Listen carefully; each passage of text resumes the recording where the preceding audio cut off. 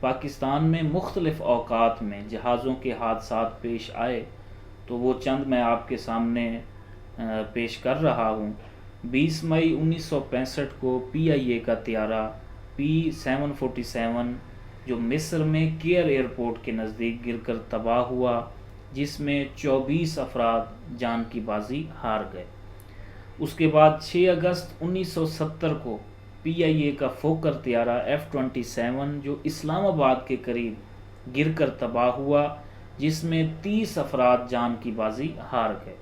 اس کے بعد 8 دسمبر 1972 کو PIA کا فوکر طیارہ F-27 جو راولپنڈی کے نزدیک گر کر تباہ ہوا، جس میں 26 افراد جان کی بازی ہار گئے۔ پھر 26 نومبر 1979 کو PIA کا طیارہ جو کہ حاجیوں کو سعودی عربیہ سے لے کر واپس پاکستان آ رہا تھا، طائف کے نزدیک گر کر تباہ ہوا، جس میں 156 افراد جان کی بازی ہار گئے۔ 23 اکتوبر 1986 کو PIA کا فوکر طیارہ F-27 جو پشاور کے نزدیک گر کر تباہ ہوا، جس میں 13 افراد جاں بحق ہوئے۔ 17 اگست 1988 کو پاکستان ملٹری کا C-130 طیارہ جو بہاولپور کے نزدیک گر کر تباہ ہوا، جس میں 13 افراد جان کی بازی ہار گئے، اور ان 13 افراد میں جنرل ضیاء الحق صاحب بھی تھے اور امریکن ایجنسی کا ایمبیسی کا ایک بندہ بھی تھا، ایک شخص بھی تھا۔ اس کے بعد 28 ستمبر 1992 کو ایئر بلیو کا A300 نیپال کے قریب گر کر تباہ ہوا، جس میں 166 افراد جان کی بازی ہار گئے۔ 19 فروری 2003 کو PIA کا فوکر طیارہ F-27 جو کوہاٹ کے نزدیک گر کر تباہ ہوا، اور جس میں 17 افراد جان کی بازی ہار گئے۔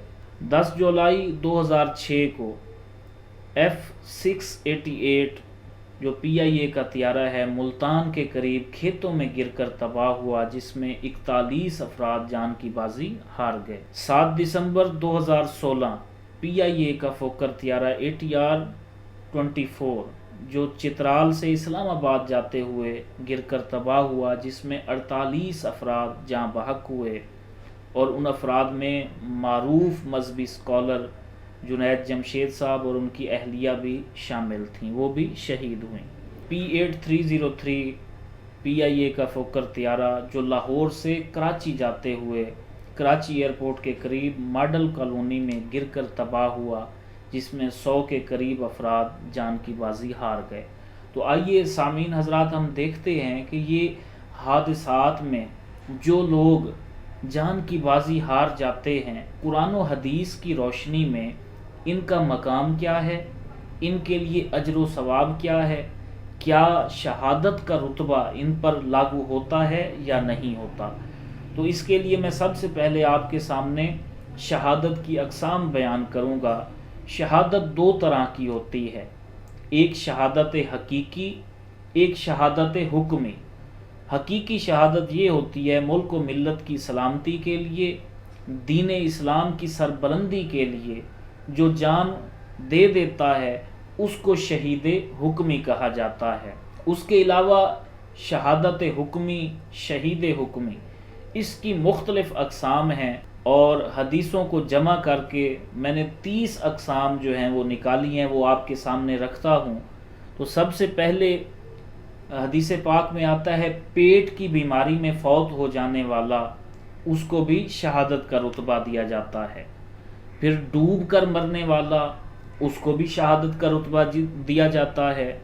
کسی ملبے کے نیچے آنے والا یا کسی بھی بھاری چیز کے نیچے دب جانے والا اور فوت ہو گیا تو اسے بھی شہادت کا رتبہ دیا جاتا ہے۔ نمونیا بخار سے جس کی ہلاکت ہو گئی، اسے بھی شہادت کا رتبہ دیا جاتا ہے۔ اگر عورت درد ذہ میں فوت ہو گئی تو اس کو بھی شہادت کا رتبہ دیا جاتا ہے۔ پھیپھڑوں کی بیماری میں فوت ہونے والا، اس کو بھی شہادت کا رتبہ دیا جاتا ہے۔ سفر میں جس کی موت واقع ہو گئی، اس کو بھی شہادت کا رتبہ دیا جاتا ہے۔ مرگی کے جس کو دورے پڑتے ہیں اور اسی دورے میں جو فوت ہو گیا، اس کو بھی شہادت کا رتبہ دیا جاتا ہے۔ اگر جنگل میں تھا، درندوں نے پھاڑ کھایا، کوئی مددگار نہیں تھا، معین نہیں تھا، بچانے والا نہیں تھا، اور درندوں نے پھاڑ کھایا اور اس صورت میں اس کی موت واقع ہو گئی، تو اس کو بھی شہادت کا رتبہ دیا جاتا ہے۔ اگر ظلماً قید ہوا اور اسی قید میں اس کی موت واقع ہو گئی تو اس کو بھی شہید کہا جاتا ہے۔ اگر قید ہوا اور زبردستی اس کو پیٹا گیا اور پیٹنے کے دوران ہی اس کی موت واقع ہو گئی تو اس کو بھی شہادت حکمی کا رتبہ دیا جاتا ہے۔ جابر بادشاہ تھا، اس کے خوف سے روپوش ہو گیا اور راستے میں اس کی موت واقع ہو گئی تو اس کو بھی شہادت کا رتبہ دیا جاتا ہے۔ سانپ، بچھو یا کسی زہریلی چیز نے کاٹ لیا اور اس کے زہر سے اس کی موت واقع ہو گئی تو ایسے موت کو بھی شہادت کہا جاتا ہے۔ علم شرعی کی طلب میں نکلا تھا اور اسی سفر میں ہی اس کی موت واقع ہو گئی تو اس کو بھی حکمی شہید کہا جاتا ہے۔ ثواب کی نیت سے کوئی اذانیں دیتا تھا اور اس کی موت واقع ہو گئی تو اس کو بھی شہید کہا جاتا ہے۔ سچا تاجر جو اپنے مال کو بیچنے کے لیے جھوٹی قسموں کا سہارا نہیں لیتا، چغلی کا سہارا نہیں لیتا، کسی اور ایسے غلط کام کا سہارا نہیں لیتا جو شریعت میں جائز نہیں ہے، سچا تاجر ہے، تو اس کو اگر موت واقع ہو گئی تو اس کو بھی شہادت کا رتبہ دیا جاتا ہے۔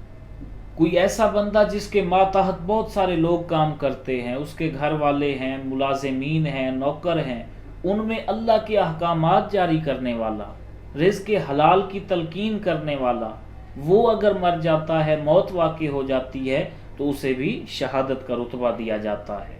جہاز میں متلی، قے اور حادثے کی صورت میں اگر موت واقع ہو گئی تو اسے بھی شہادت کا رتبہ دیا جاتا ہے۔ جیسے میں نے شروع میں جہازوں کے حادثات پیش کیے ہیں، یہ پہلے بحری سفر ہوا کرتے تھے، آج کل چلو ایئر لائنز آ گئی ہیں، تو بہرحال متلی ہے، قے ہے یا کوئی بھی حادثہ پیش آ جاتا ہے تو اس میں مرنے والا، اس کو بھی حکماً شہادت کا رتبہ دیا جاتا ہے۔ جو شخص 25 مرتبہ یہ دعا پڑھے، اللہم بارک فی الموت وفیما بعد الموت، یہ دعا 25 مرتبہ جو روزانہ پڑھتا ہے، اگر اس کی موت واقع ہو جاتی ہے تو اسے بھی شہادت کا رتبہ دیا جاتا ہے۔ اور کبھی بھی وطر نہ ترک کرنے والا، یعنی جس نے وطر چھوڑے نہیں ہیں، ترک نہیں کیے، اس کی موت واقع ہو جاتی ہے تو اسے بھی شہادت کا رتبہ دیا جاتا ہے۔ فساد کے وقت سنتوں کا حامل شخص، جب اس کی موت واقع ہوتی ہے تو اسے بھی شہادت کا رتبہ دیا جاتا ہے۔ جو شخص 40 مرتبہ روزانہ آیت کریمہ کی تلاوت کرتا ہے،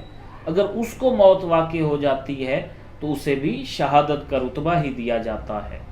ہر روز جو بندہ 100 مرتبہ درود شریف کا نذرانہ نبی کریم صلی اللہ علیہ وسلم کی بارگاہ اطہر میں پیش کرتا ہے، اگر اس کو موت واقع ہو گئی ہے تو اسے بھی شہادت کا رتبہ دیا جاتا ہے۔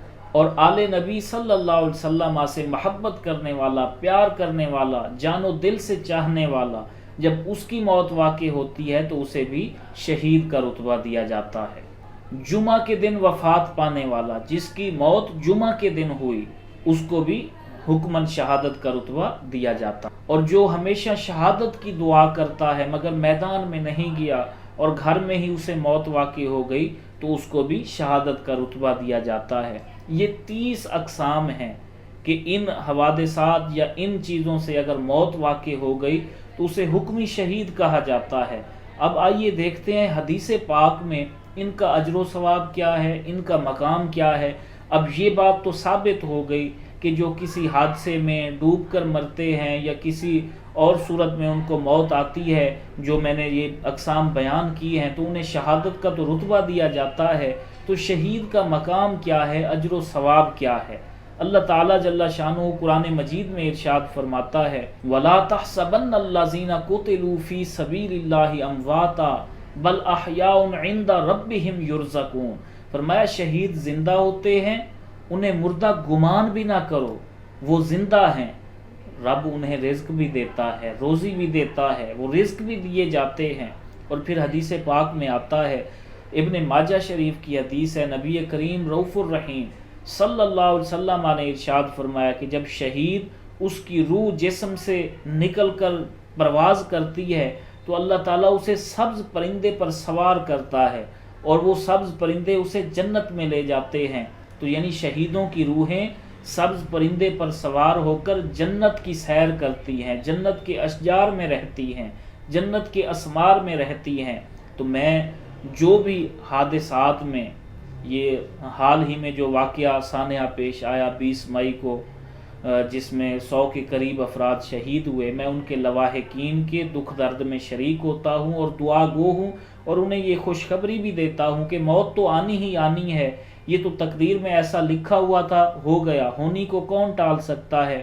موت اپنا راستہ نہیں بدلتی، جو اس کے راستے میں آتا ہے وہ چلا جاتا ہے، یہ تقدیر میں لکھا ہوا ہوتا ہے۔